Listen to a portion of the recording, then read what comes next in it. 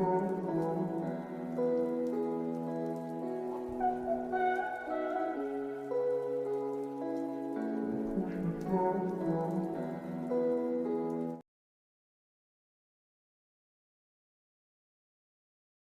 ngarep dari ini baru,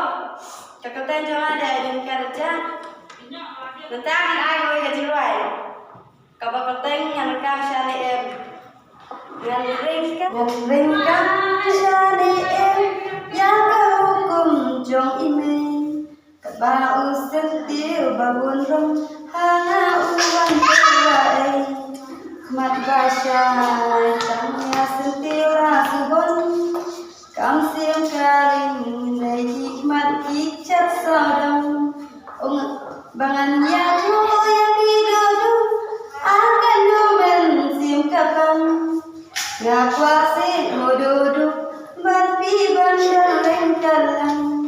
mat basah tang ya sentila subon kam siang karing nai hikmat kasah sadam abangan itu yang hidup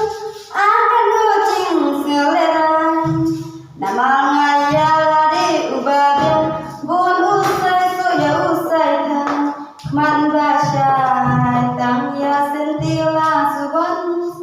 kam sim karing nai hikmat kisah saudang